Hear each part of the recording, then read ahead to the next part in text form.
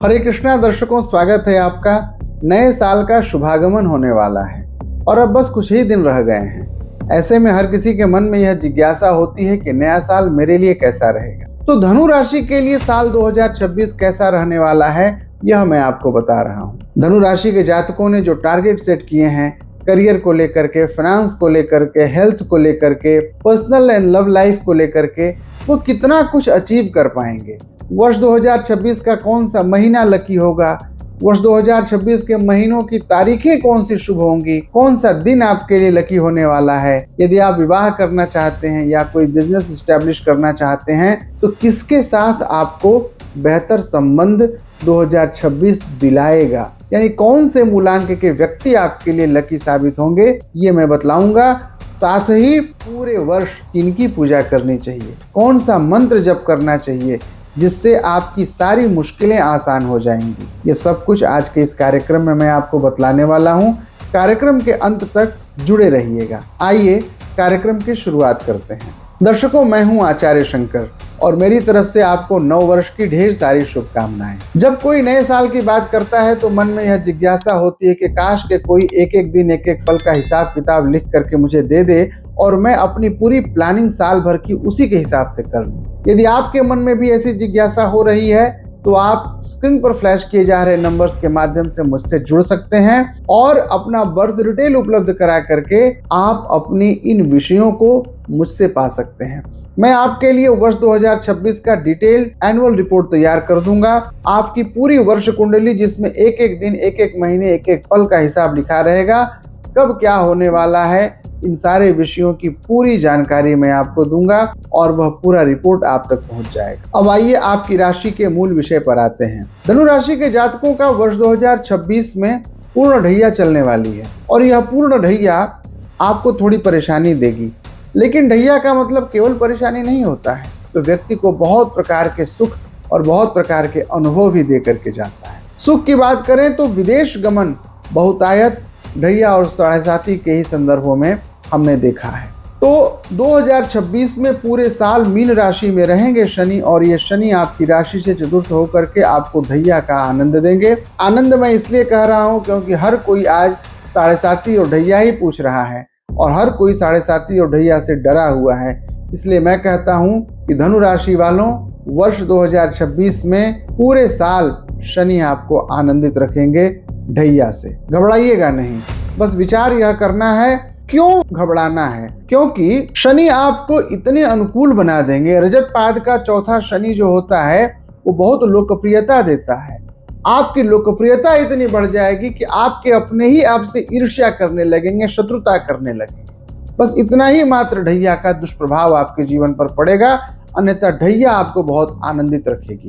आनंद की बात कहें तो चतुर्थ भाव में बैठा हुआ शनि भूमि, भवन और वाहन का सुख देगा। आपने 2026 के लिए जो बड़ा वाहन और बड़े घर की सोच रखी है वह 2026 में अवश्य पूर्ण होगा। तो धनु राशि वालों, ढैया से घबराइएगा नहीं, शनि आपको बहुत कुछ देने वाला है 2026 में। आजीविका की बात करें, करियर की बात करें, बिजनेस व्यापार की बात करें तो ये भाव थोड़ा कमजोर दिख रहा है। नई नौकरी या नए प्रमोशन का ईयर ये नहीं होगा, नए काम के शुरुआत करने का साल यह नहीं होगा। इसलिए जैसा चल रहा है एज इट इज वैसे चलने दीजिए, कोई फेर बदल मत करिए, खामखा मुश्किलें मत बढ़ाइए।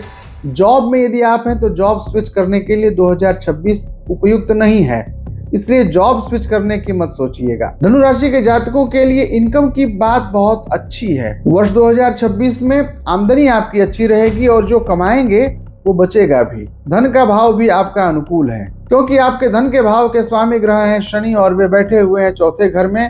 चौथे घर में बैठ करके वह आपको आनंदित रख रहे हैं। आपके लाभ के भाव में एकादश भाव पर बृहस्पति की दृष्टि पड़ रही है। जब मिथुन राशि में होंगे बृहस्पति आपके सप्तम भाव में, तो वे पांचवी दृष्टि से देख रहे होंगे एकादश भाव को, और ये एकादश भाव पे बृहस्पति की दृष्टि आपकी आमदनी को बढ़ा देगा। और जब बृहस्पति की दृष्टि एकादश भाव पर पड़ती है तो जो भी आमदनी हो, चाहे आप 2 रुपया ही कमाएं तो 2 रुपया बचेगा, यानी कि आमदनी जितनी भी होगी उसमें बचत बहुत मजबूती से होता है। तो यह पक्ष बहुत अच्छा है आजीविका और आपके आमदनी को लेकर के। 1 जून से लेकर के 31 अक्टूबर तक स्वास्थ्य के प्रति आपको सावधान रहना होगा। पित्त संबंधी परेशानी, लीवर से संबंधित समस्याएं, पीलिया रोग, जॉइंटिस इत्यादि होने की संभावनाएं, एसजीपीटी और एसजीओटी का इम्बैलेंसमेंट, ये थोड़ा आपको परेशान करेगा। यह असंतुलित खान पान से बचने का परामर्श देता है। बृहस्पति यह संकेत करता है कि आप पूर्ण विश्राम लीजिए, अच्छी नींद लीजिए और सात्विक आहार लीजिए। धनु राशि के समस्त जातक यदि संभव हो सके तो मांसाहार 2026 में न लें, यह आपके लिए बहुत अनुकूल रहेगा। अल्कोहल का सेवन करना आपके लिए बहुत घातक सिद्ध होगा। समय से भोजन कर लेना भी जरूरी है, अन्यथा उतना घातक अल्कोहल नहीं होता जितना घातक असमय भोजन करना हो जाता है। इसलिए आपको लीवर से संबंधित बीमारियों से बचने के लिए समय से सोना, समय से जगना और समय से आहार लेना 2026 में बहुत आवश्यक है। भाग्य का साथ इस वर्ष आपको भरपूर मिलने वाला है। नवम भाव में जब बृहस्पति का गोचर होगा तो ये आपको अनुकूलता देंगे। नवंबर और दिसंबर का महीना विद्यार्थियों के लिए भी बड़ा शुभ फलदायी होगा। वर्ष के आरंभ में जब मंगल होंगे आपकी कुंडली के पंचम भाव में, तो वर्षारंभ में 2 फरवरी के पहले यानी कि पूरी जनवरी विद्यार्थियों के लिए बहुत सफलता का संकेत दिख रहा है। जो प्रतियोगी परीक्षाएं देना चाहते हैं और प्रतियोगी परीक्षाओं से जिनकी नियुक्तियां होनी है सरकारी सेवाओं में, उन्हें जनवरी के महीने में सफलता मिल सकती है। धनु राशि वालों, 21 जून से लेकर के 2 अगस्त तक का महीना आपके लिए विचारणीय होगा। ध्यान रखिएगा, 21 जून से 2 अगस्त, ये जो 43 दिन हैं आपको बहुत संयम के साथ व्यतीत करने हैं। इन 43 दिनों में स्वास्थ्य संबंधी और शत्रुता से संबंधित परेशानियां आपकी बढ़ेंगी। इसलिए इन 43 दिनों में आप अपने स्वास्थ्य के प्रति, अपने व्यवहार के प्रति बहुत सावधान और सतर्क रहिए। कहीं कोई विवाद उत्पन्न न हो, कोई मामला मुकदमा न हो, इसकी कोशिश करिएगा, इससे बचिएगा आप। राहु और केतु की बात करें तो वर्ष पर्यंत राहु कुंभ राशि में और केतु सिंह राशि में होंगे। तृतीय भाव का राहु आपको वाणी और पराक्रम की उपलब्धि कराएगा। तीसरे भाव का राहु बड़ा शुभ माना जाता है। ताम्रपाद का तीसरा राहु स्वयं के निर्णय से व्यक्ति को ऊंचाइयों तक पहुंचाता है। वैसे जातक जो सोशल मीडिया इन्फ्लुएंसर हैं या जिनका सोशल मीडिया से, यूट्यूब से, फेसबुक से बड़ा बिजनेस है, कुछ काम है, ऐसे लोगों को बहुत सुंदर लाभ मिलने वाला है। सिनेमा के क्षेत्र से जुड़े हुए कलाकारों को भी बहुत अच्छी सफलता मिलेगी। डायरेक्टर्स को भी बहुत अच्छी सफलता मिलने वाली है। गीत संगीत से जुड़े हुए लोगों को बहुत ही लाभ मिलेगा।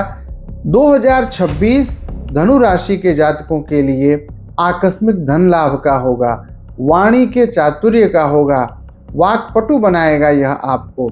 और वहीं नवम भाव में विद्यमान वर्ष पर्यंत केतु, ये आपको बहुत सुख देगा। भाग्य का भाव है नवम भाव। भाग्य का पूर्ण बल जब व्यक्ति के जीवन में फलने लगता है तो वह व्यक्ति 2 कदम का प्रयास करता है और 10 कदम की यात्रा तय करता है।